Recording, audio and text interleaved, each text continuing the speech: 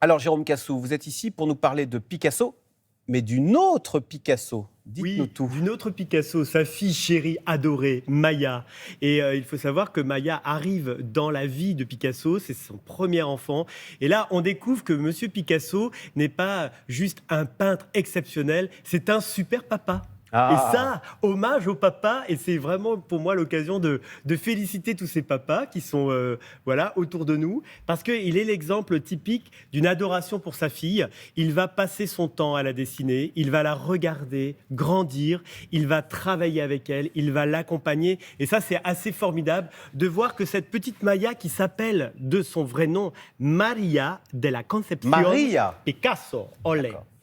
Et donc, finalement, c'est vrai que ce petit diminutif de Maya va la suivre, la fille aimée, évidemment, de Marie-Thérèse Walter, qui est sa maman, et que Picasso rencontre en 1927. Alors, le musée Salé, le musée Picasso à Paris, rend hommage à cette charmante petite fille Maya, et finalement, on découvre le regard absolument subjugué de ce Ah. Picasso qui se penche sur le berceau.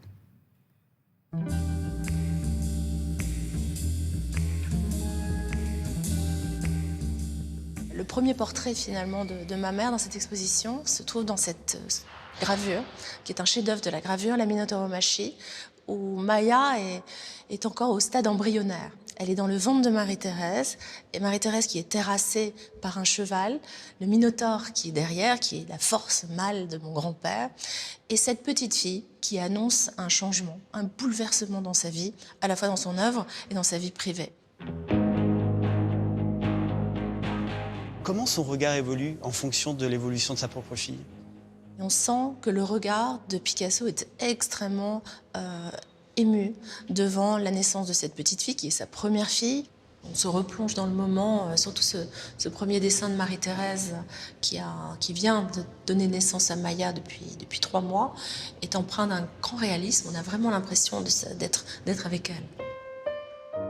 Là, on entre en fait finalement progressivement dans l'antichambre de cette enfance. Oui, regardez ici, les couleurs sont étonnantes. Finalement, il y a tous les attributs qui correspondent à Maya et surtout à l'attachement qu'elle porte à ce peu de jouets qu'elle a, encore une fois, dans une période de guerre. Vous me disiez en fait que votre mère se reconnaît là. Tout à fait. Mais vous savez, ma mère est aussi complexe que son père. Donc elle se reconnaît et elle se reconnaît pas. Cette poupée Nanette, c'est elle qu'elle voulait que son père dessine. Son grand regret aujourd'hui encore, c'est que finalement ce portrait n'est pas un portrait de Nanette, mais un portrait de Maya avec sa poupée. Mon grand-père, lorsqu'il faisait le portrait d'une personne, il disait « Non, vous ne lui ressemblez pas maintenant, mais vous allez ressembler à votre portrait plus tard. » Et je pense que c'est ce que Picasso a voulu observer aussi. Essayer de déceler sous cet enfant hein, de 2-3 ans une personnalité qui se dessine déjà.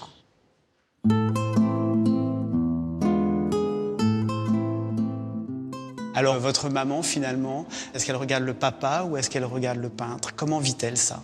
Elle a cette obsession des dates également. Elle veut absolument savoir quand ça a été fait, où ça a été fait, quel personnage, à quoi y penser. En fait, ce qui est vraiment touchant, c'est que c'est une espèce de dialogue permanent, spirituel qu'elle entretient avec son père à travers les œuvres. C'est donc la petite fille de Picasso qui vous a fait la Oui, visite. Diana Widmayer, Ruiz Picasso est la petite fille de Pablo Picasso. Alors, ce qui est assez beau aussi pendant l'exposition, vous allez pouvoir constater que Picasso était quasiment un fétichiste. C'est assez incroyable de voir dans les vitrines d'apprendre que Monsieur Picasso gardait tout. Et d'ailleurs, dans tous ses appartements, il y avait une accumulation absolument phénoménale parce qu'il avait presque des rites vaudous. C'est-à-dire que tous les objets pour Picasso étaient chargés d'une présence, d'un message secret et qu'il était quasiment un peu paranoïaque, mais c'était aussi la dimension sacrée qui a fait que son œuvre a pu grandir et devenir aussi un héritage absolument extraordinaire pour la famille Picasso. Et là, en ce moment, vous êtes en train de voir à l'image des petits écrits, des petites lettres, des cocottes en papier. Il faisait ça pour Maya, donc il y a toute cette délicatesse du papa, du super papa, devenu super-héros. Il lui parlait en français, donc ton père qui t'aime, ma chère fille adorée. Ah oui, absolument. Voilà. Oui. Merci beaucoup, Jérôme.